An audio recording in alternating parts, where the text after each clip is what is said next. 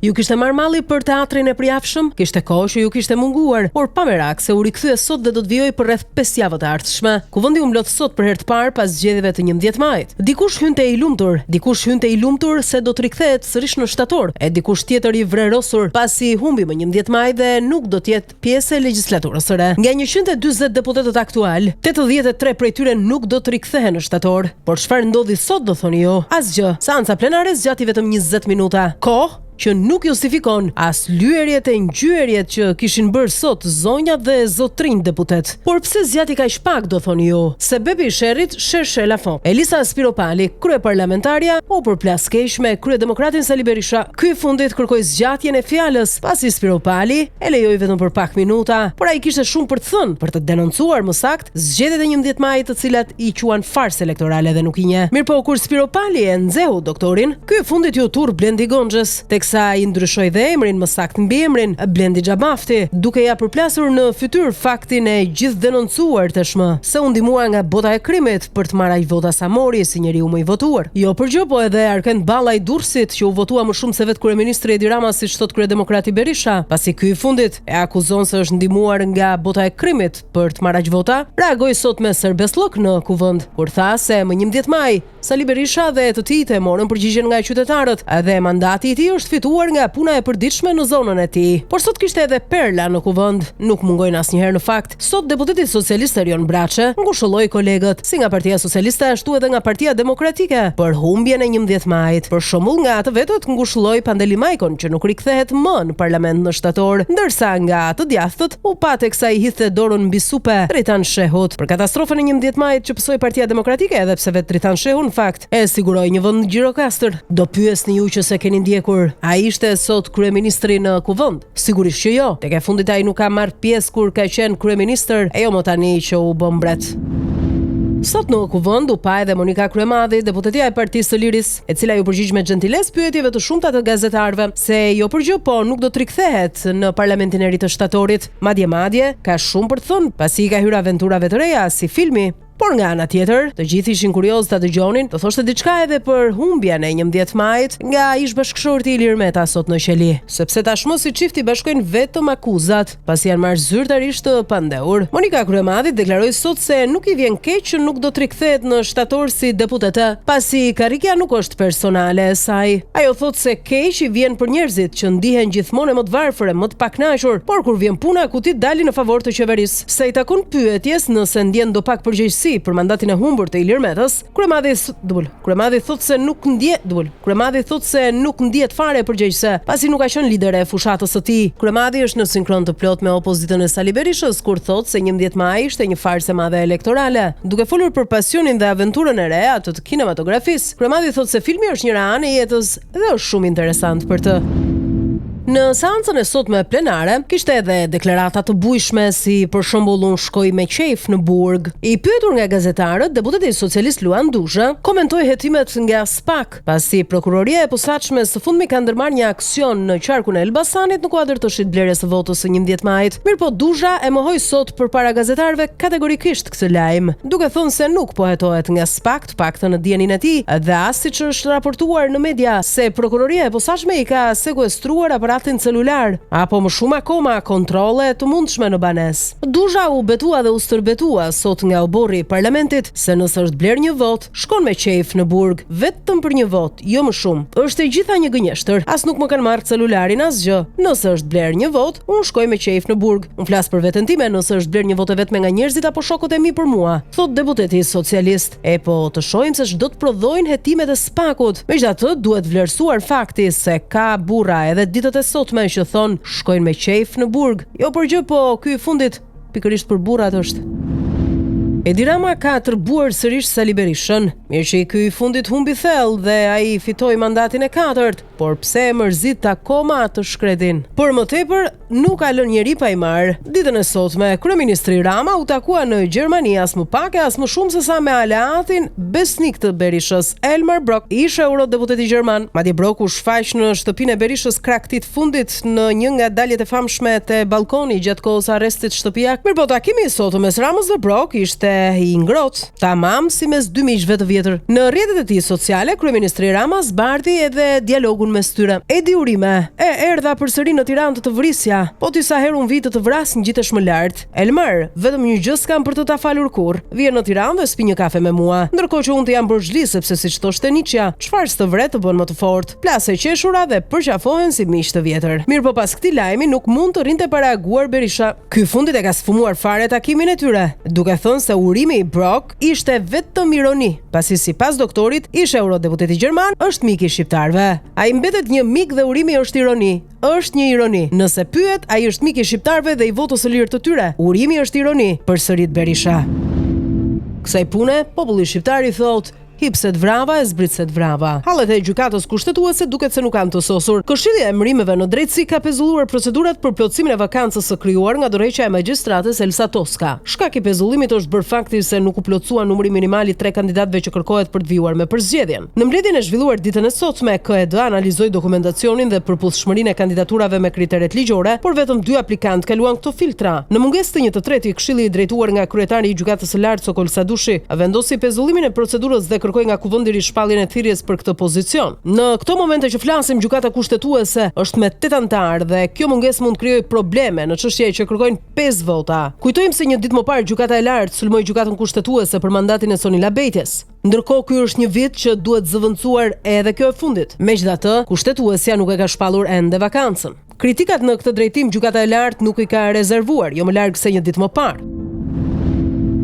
Pas pastrimit të qendrës komanduese të Bashkisë së Tiranës nga njerëzit e afërt të Erion Veliajt, fshesa e urdhëruar nga Babloku ka kaluar në një nga ndërmarrjet më të pasura e më të përfolura për abuzime, ujësjellësi i Tiranës. Sipas një burimi të sigurt nga grupi i afërt i drejtorit aktual Skerdi Drenova, kryetaria e komanduar Anuela Ristani, më këmbësja zyrtare e Ramës në këtë betejë për të çmontuar klanin e Veliajt, ka nisur shkarkimet masive në UKT. Plot 180 emra janë në listën e kuqe të etiketuar si besnik të Erion Veliajt. Urdhri është dorëzuar më 8 prill, vetëm një javë pasi Ristani emëroi Skerdi Drenova drejtor të UKT-s, vendim që u bekua edhe me firmën e entit regulator të ujit që varet drejt për drejt nga qeveria Rama. Por me urdhër të Bablokut zbardhja dhe ekzekutimi i listës u shty pas 11 majit për të mos hapur plagë dhe vota të djegura brenda PS-s, sepse çdo shkarkim i një ushtari të Veliajt ka pasojë zinxhir përmes rrjeteve familjare dhe patronazhiste në kutitë e votimit. Ristani e ka nisur operacionin Zero Veliaj në bashkim me përpikmëri kirurgjikale. Ky pastrim është pjesë e hakmarrjes personale dhe politike të Ramës ndaj Veliajt, të nisur që në momentin që Erioni u arrestua. Kjo është një gjuhëtie politike. Edhe ndërsa Tirana vuan mungesën e ujit, çmimet e fryra dhe faturat fiktive, sistemi i UKT-s është kthyer në instrument hakmarrjeje politike. Edi Rama ka kaluar nga sulmi i egër në përulje ceremoniale ndaj Altin Dumanit dhe Spakut. Nga etiketimi i vështirë për të duruar në prokurori simboli i integritetit dhe profesionalizmit ka vetëm një arsye, nuk e theu dot. Pas një viti sulmesh publike, intimidimi institucional, presionesh parlamentare dhe batutave të tipit telefonin tim nuk ma merr dot askush, Babloku është detyruar të shfaqet si aleat i drejtësisë që nuk e kontrollon dot, por kjo nuk është kthes filozofike, është kthes për hallin personal dhe për ultimatumet ndërkombëtare. Pse Babloku po lavdron Spakun? Sepse është me shpatulla pas murit. Arsyeja e parë është vet paniku. Në dosje dhe Spakut janë përfshirë emra që dikur ishin rreshti i parë i Ramës, ministër pas ministri, drejtor pas drejtori, nga Lefterit e Beqa, nga Veliajt e Agaçi, nga Mërtirit e Zoto. Pjesa tjetër është ajo familjare. Dosjet ku përmendet Olsi Rama lidhur me laboratorët e drogës janë kthyer në minë me sahat dhe Babloku po kërkon të zbus klimën me pak doza për politje dhe shumë elozhe për Dumanin. Arsyeja e dytë është një shuplak nga SBA. Departamenti Amerikan i Shtetit përmes komunikimeve jo publike dhe përfaqësive diplomatike në Tiranë ka bërë të qartë Ramës se Spak nuk preket. Dikur Rama e sulmonte Spakun publikisht dhe në prapasken. Tani kërkon të duket si mbrojtësi më i zjarrt i prokurorisë speciale. Pse? Sepse Spaki ka trokitur në derë dhe rrezikon të hyjë brenda dorën që nuk e ka fshon dot, puthe.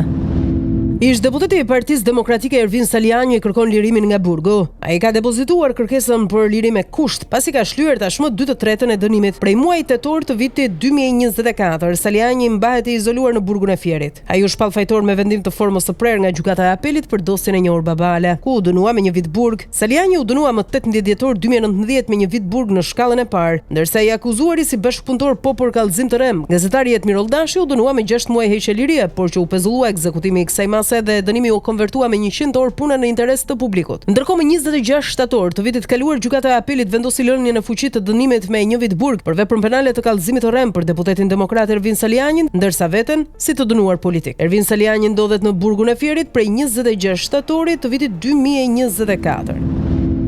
Ditën e sotme në gjykatën e posaçme kundër korrupsionit dhe krimit të organizuar, u mbajt seanca në kuadër të dosjes së njohur Plumbi Art, ku dha dëshminë e tij një tjetër i penduar i drejtësisë, Erion Alibej. Në dëshminë e sotme, Alibej rrëfeu për herë të parë takimin me Suel Çelën në Holland. Në seancën e sotme, ai tha se Çela i kishte dhënë garanci se vrasja e familjarëve të tij ishte kryer nga çopjet. Ai rrëfeu sot edhe njohjen me Nureddin Dumanin, pikërisht në kohën kur kishte hapur fjalë se e paguante 100.000 euro për të vrarë Talo Çelën, ndërsa për ta pasur të gjallë 200.000. Ai thot se u informua me detaje se si çopja i urdhëruan nga Dubai atentatet për familjarët e tij. Ndërkohë, mes të tjerash në dëshminë e sotme, Alibej rrëfeu edhe një episod me një përfaqësues të policisë, përkatësisht me një shef komisariati, se si ishte i shitur te Suel Çela. Ndërkohë, duke vazhduar me dëshminë e tij të implikonte edhe më shumë policinë e shtetit, gjë që tashmë nuk përbën më lajm. Alibej tha se në kohën kur ishte në kërkim për Xhoni Rustën, ku për shkak të konflikteve kishte plagosur këtë të fundit, policia i kishte dhënë garanci se do e lironin që të kujdesej për familjen pas ngjarjes. Ai dëshmoi sot se i ka hyrë kësaj rruge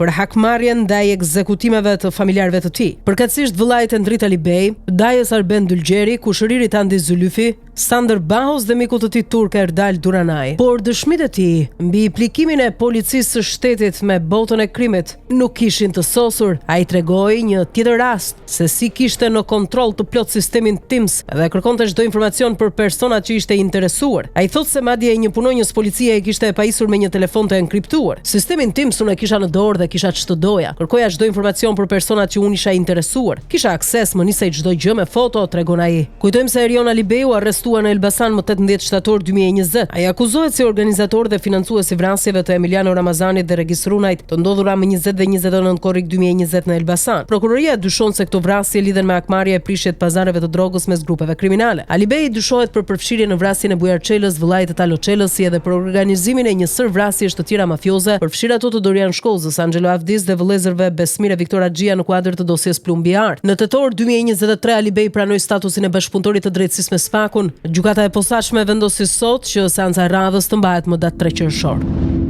Të gjitha burgjet e vendit kanë kaluar në gatishmëri totale. Ky vendim është marrë pas shpërthimit me tritol mbrëmjen e dieshme në burgun e Fushkrujës. Lënda plasëse ishte artizanale, ndërsa ka dyshime se është hedhur nga jashtë perimetrit të burgut në zonën ku ndodhej pikërisht gjeneratori. Pistat ku po hetohet janë tentativa arratisjes ose krijimi i një rrëmuje në burgun e Fushkrujës. Mirë, po nuk përjashtohet as pista si një mesazh kërcënimi për drejtorin e burgut. Në njoftimin zyrtar u tha se kjo zonë nuk ndikon dhe nuk cënon sigurinë apo jetën brenda perimetrit të brendshëm të dënuarve dhe të paraburgosurve. Grupi hetimor ka sekuestruar pamjet filmike të sigurisë dhe po mblidhen pamje edhe nga kamerat e sigurisë në rrugët përreth për të identifikuar autorin apo autorët e mundshëm. Ndërkohë, ditën e sotme është ushtruar një kontroll blic në burgun e Durrësit, ku janë gjetur dhe sekuestruar 10 aparat celular.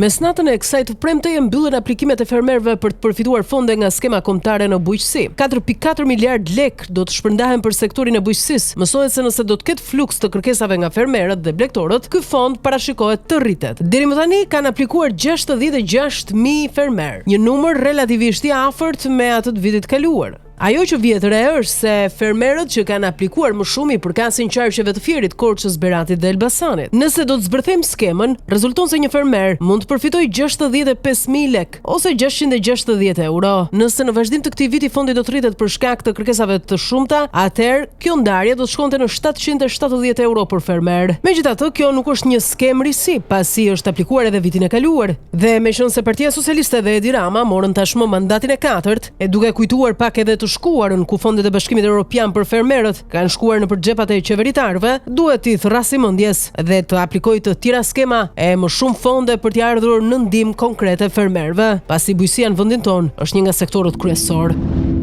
Dështon edhe përpjekja e 23 për konstituimin e Kuvendit të Kosovës.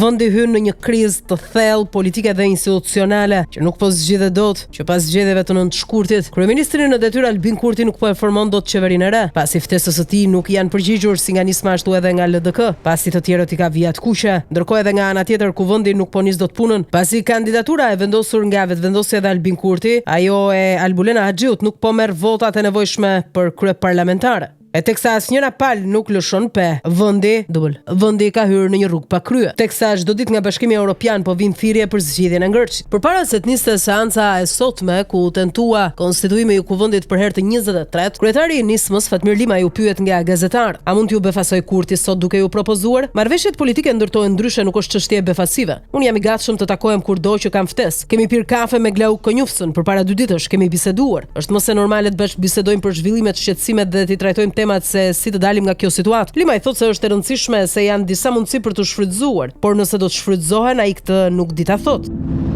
Një sër tërmetesh që janë regjistruar pranë kampi Flegrei, ku kohë më parë ka qenë një vulkan në Itali, kanë alarmuar ekspertët për një riaktivizim të fuqishëm nga ky krater. Por çfarë do të thotë kjo? Në 6 muajt e fundit kjo zonë ka regjistruar mbi 3000 lëkundje sismike. Studiuesit nga Instituti Italian i Gjeofizikës paralajmërojnë se struktura e tokës po kalon nga një fazë përkulje në çarje. Çka do thotë se jemi afër një shpërthimi të mundshëm? Nëse ndodh, do të ishte shpërthimi i parë që nga viti 1538. Skenari më i keq prek mbi 4 milion banor në rajonin e Napolit. Megjithatë, pasojat nuk janë vetëm aty. Shqipëria dhe Ballkani janë të ekspozuar të ndjejnë efektet e ndotjes atmosferike, ndryshimeve klimatike dhe rreshjeve të hirit vulkanik, që mund të ndikojnë në bujqësi, shëndetin publik dhe transportin ajror. 40.000 vjet më parë, ky shpërthim shkaktoi një nga katastrofat më të mëdha vulkanike në historinë e tokës. Ambasadori i Palestinës Riyad Mansour i ka përlotur të gjithë me fjalën e tij në Organizatën e Kombeve të Bashkuara. Ai foli për gjenocidin e heshtur në Gaza, për vuajtjen e popullit të tij, tragjedinë e madhe që po përjetojnë fëmijët palestinezë në rripin e Gazës, ku po shënohen çdo ditë viktima në radhët e tyre, teksa kriza humanitare ka kaluar çdo lloj imagjinate. Duke qarë me dënes përpara të gjithëve, Mansour deklaroi se që nga përfundimi i armëpushimit në muajin mars, më shumë se 1300 fëmijë janë vrarë. Ai përshkroi skena të dhimbshme me nëna që përqafojnë trupat e të fëmijëve të tyre, duke i ledhatuar e kërkuar ndjes, pamje që sipas tij janë të padurueshme për çdo njeri me ndërgjegje. "Do të më falni zoti president," tha ai me zërin që i dridhej. "Kam një prembesa," vazhdoi. "E di çfarë do të thonë kam fëmijët për familjet e tyre. Si mund të qëndrojmë indiferent ndaj kësaj tragjedie?" pyeti ai. "Populli palestinez," shtoi ai, "prej 14 milionësh të shpërndarë në territoret e pushtuara në diasporë dhe në kampet e refugjatëve, është i pushtuar nga zemrimi e dhimbja. Ata që pretendojnë luftojnë barbarinë," thot ambasadori palestinez, "po kryen sulmet e egra ndaj një popullit pafajshëm," duke ju referuar kështu direkt Izraelit, por jo vetëm, pasi Benjamin Netanyahu po mbështetet dhe ndihmohet edhe nga Perëndimi, qoftë edhe në rastin më minimal të mundshëm, atë të heshtjes. Elon Musk largohet zyrtarisht nga administrata e Donald Trump. Pas 130 ditësh në qeverinë amerikane, Elon Musk largohet nga administrata e Trump mes përplasjeve për buxhetin, kritikave për projekt ligje të ndryshme dhe tensioneve me zyrtar aty. Ka qenë vetë Elon Musk ai që ka njoftuar zyrtarisht largimin nga roli i tij si këshilltar i lartë në administratën Trump, duke mbyllur një kapitull të tensionuar. Musk deklaron përfundimin e mandatit të tij si punonjës i posaçëm i qeverisë, duke falendëruar presidentin amerikan për mundësinë, por edhe duke lënë të kuptohet për pakënaqësitë mbledhura gjatë këtyre muajve. Misioni i Dog do të forcohet gjithnjë e më shumë, shkruan Musk referuar departamentit për efikasitet qeveritar, që ai drejtonte. Në fakt ky largim koincidon, ose jo, me intervistën që transmetoi një ditë më parë CBS, ku Elon Musk kritikonte fort projektligjin e propozuar nga Donald Trump për shpenzimet masive, pasi sipas tij rrit deficitin federal dhe minon punën e reformave.